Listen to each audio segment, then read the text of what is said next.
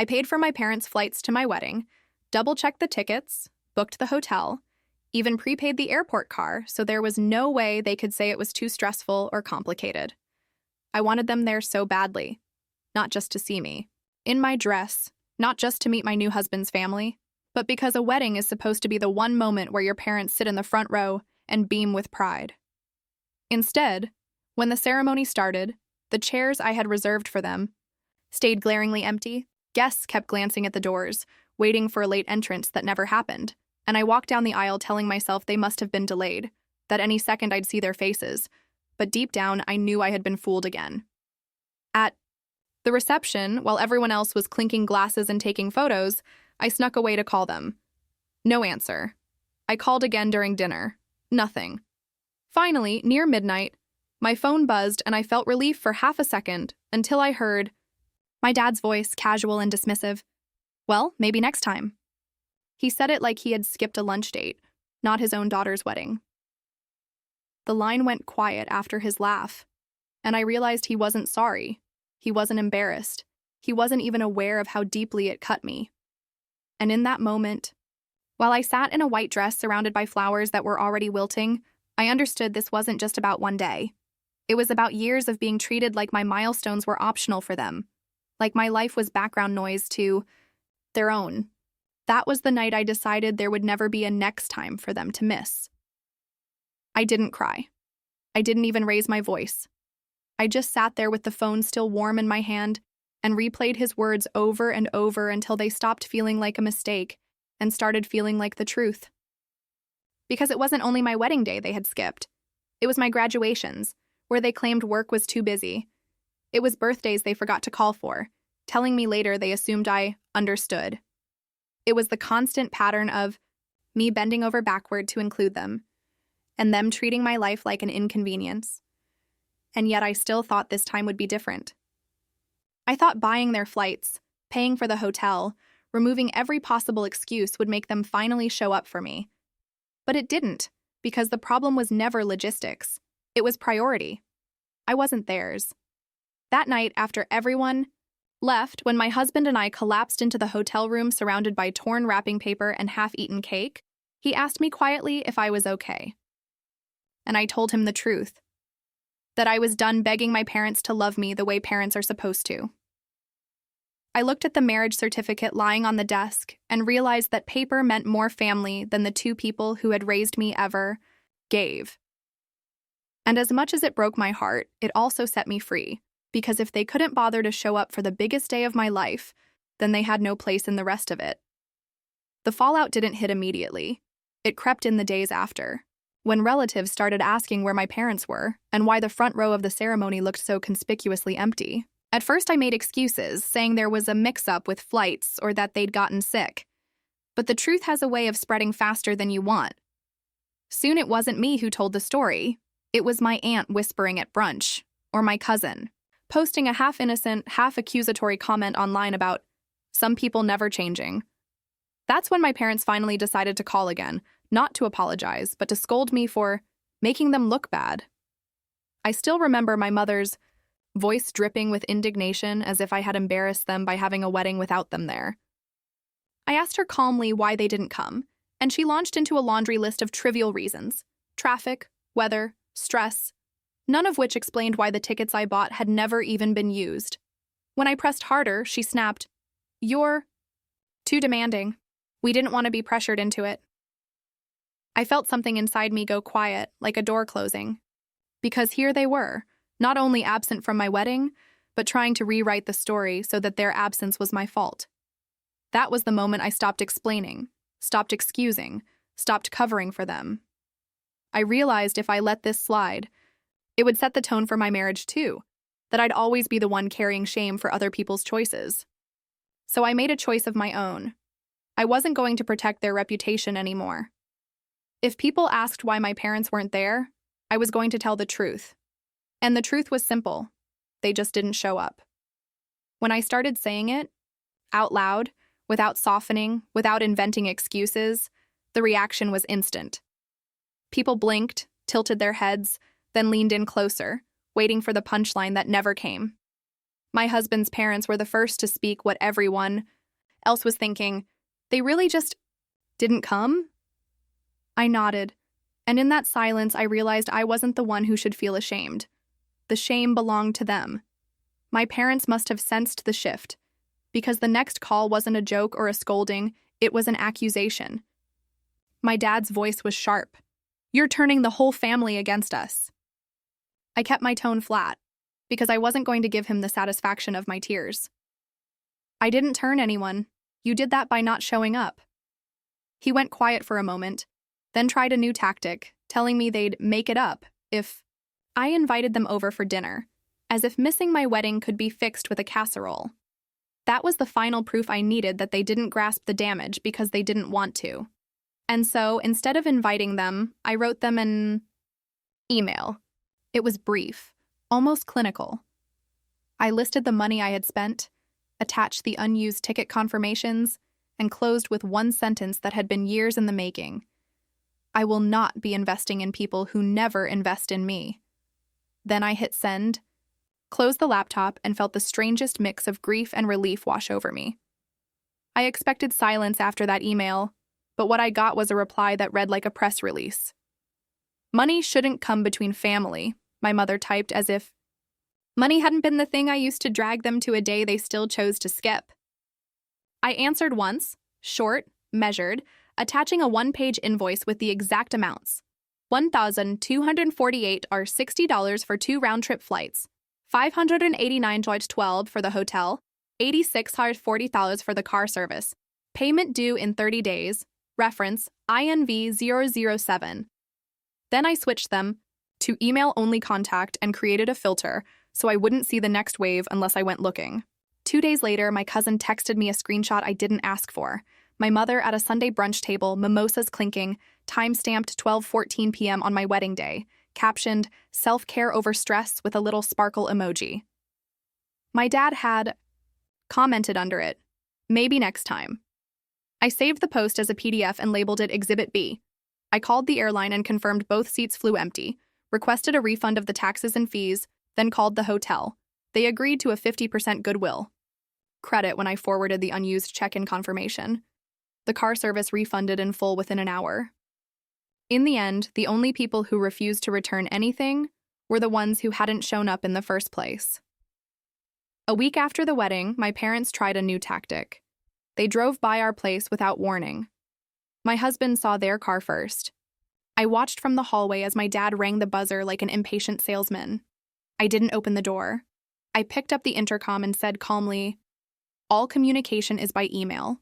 You have our terms." He tried to laugh it off, then his voice sharpened, but I hung up and set the receiver down like I was putting away a heavy pan. I didn't yell. I didn't cry. I printed the invoice and slid a copy under the lobby door for them to find on their way out. That night, my mother sent a long message about how I was letting outsiders, meaning my in-laws, poison me against my real family. I replied with 2 lines. "Real family shows up. Payment is still due by the 30-day deadline." Then I closed my laptop and sat with my husband on the couch while his mom texted photos from a small dinner she'd thrown just for us. Candles, leftover flowers, a cake with our names spelled right. I realized I was done auditioning for the kind of love my parents never planned to give. 2 weeks later, a padded envelope arrived in the mail with no return address. Inside was a folded check for $200, signed by my mother in a shaky hand, and a post-it note that said, "This is all we can do right now. Please stop humiliating us." I stared at it for a long time before setting it back in. The envelope. The invoice had been clear, $1,924.12. Partial payment wasn't acceptance. It was control, their way of rewriting the story to look like they'd tried. I deposited the check anyway, not because I forgave them, but because I wanted a record. I filed it next to the refund confirmations, next to the screenshot of their brunch post, next to the email chains. Documentation, not dialogue. That weekend, at a family barbecue, my aunt cornered me and whispered that my parents were telling everyone I'd overreacted, that it was just one day. I pulled out my phone, opened the PDF of the Instagram post, and handed it to her without saying a word. Her face tightened as she read the caption, and she didn't defend them after that. Word spread faster than anything I could have said. Soon, cousins who'd once parroted my parents' excuses started reaching out privately, telling me they were proud I'd finally drawn a line. My parents hated that their control was slipping. They sent another email, longer this time dripping with resentment. Family doesn't send invoices. Family forgives. I read it once, then typed back, family doesn't skip weddings. Payment due in 12 days. That was the first night I slept straight through until morning, without waking up angry or ashamed, because I knew the balance was shifting. For the first time in my life, they were the ones chasing, and I was the one holding the terms. The deadline came and went. 30 days exactly, and no payment in full, just silence broken by little attempts to bait me back into the same cycle. An old photo of me as a child emailed with the subject line, "Remember, when we were a family." A voicemail from my mother crying about how she didn't mean it, but never once saying the word sorry. I documented it all, added it to the file. On day 31, I sent a final notice. Balance outstanding. Communication suspended until paid. I thought maybe they'd finally understand I wasn't bluffing, but what I got instead was the same pattern: gaslight, guilt, rewrite. My father called my husband behind my back, trying to convince him I was unstable and overly dramatic, but instead of shielding me, my husband hit record and saved every word. That audio file became Exhibit C. By then, my story had spread far beyond what I controlled. Family friends reached out to say they couldn't believe my parents had chosen brunch over their only daughter's wedding. An old teacher even sent me a letter after seeing a relative's Facebook rant. And I realized something powerful. The truth didn't need me to shout it from rooftops. It stood on its own. All I had to do was stop covering it up.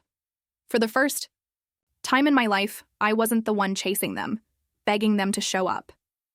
They were the ones scrambling, and I was the one with the file, the receipts, and the choice of whether to open the door ever again. Weeks later, the calls tapered off, and the silence stretched longer than I'd ever known from them. It should have felt like abandonment, but it felt like peace. Then a certified letter arrived, heavy with self-importance. Inside was a handwritten note from my father, pages long, where every sentence was another excuse wrapped in self-pity. He claimed they never asked me to pay for their flights, that I had forced generosity on them, as if covering every expense had been some kind of trap I'd set. He wrote that missing my wedding was a personal choice and that I had blown it out of proportion. But at the bottom, in his looping signature, was the line that made my hands stop shaking. "We expect this matter to be dropped immediately." I scanned each page, filed it under Exhibit D, then slid the original into a folder marked Boundary. Because I understood then that I wasn't dealing with people who forgot. They were people who refused accountability, refused empathy, refused to treat me like a daughter whose day mattered. I didn't send another invoice, I didn't respond. I just let the clock run out and focused on the life in front of me, my husband, his family who already treated me as theirs, the new home we were building together. Every time my phone buzzed with another urgent subject line, I moved it into the folder without opening it. And little by little, the buzzing stopped, because boundaries are like walls. Once people realize they can't knock them down, they wander off looking for someone else's door to bang on. By the time the holidays rolled around, their absence was louder than their presence had ever been. My husband's parents invited us over for Thanksgiving, setting a place card with my name written in neat cursive between theirs and my husband's. It was the first time I'd sat at a family table and felt like I belonged without having to earn it. That night, while dishes clattered and laughter rose from the kitchen, my phone lit up with a mass text from my parents. They'd blasted it to the whole extended family. "We forgive our daughter and hope she will forgive us too. Families should heal. Forgive me. For what? For asking them to show up? For daring to stop covering for them?" Relatives started replying in real time, some with polite emojis, others with pointed silence. I didn't answer. Instead, I leaned into the warmth of the house I was in, where no one needed me to buy a ticket or beg for attention to prove my worth. A week later, another certified letter arrived, but I didn't even break the seal this time. Straight into the file. I realized then that my revenge wasn't loud. It wasn't cinematic. It was quiet. It was choosing to build a life where they had no role. It was drawing a line so sharp and so permanent that even they couldn't pretend it was temporary. And in that decision, I felt stronger than I ever had as their daughter, because I was, finally, something else. My own person, with my own family, on my own terms. Christmas came, and with it the usual flood of cards in red and gold envelopes, but none with my parents' handwriting. I thought it might sting, but instead it felt like proof that I had finally stepped out of their shadow. My husband and I decorated our tree with ornaments his mother had saved from his childhood, little glass bells and hand-painted angels, and for once the holiday wasn't about holding my breath, waiting for disappointment. It was about laughter. In the kitchen and music playing too loud. But just when I started to think the silence was permanent, they tried again. On New Year's Eve, my phone buzzed with a message from an unknown number that turned out to be my father's new line. The text was short, like bait. "We'd like to meet and talk. No more drama. No more drama," as if missing my wedding. And mocking me with "maybe next time" was just a skit that had gone too far.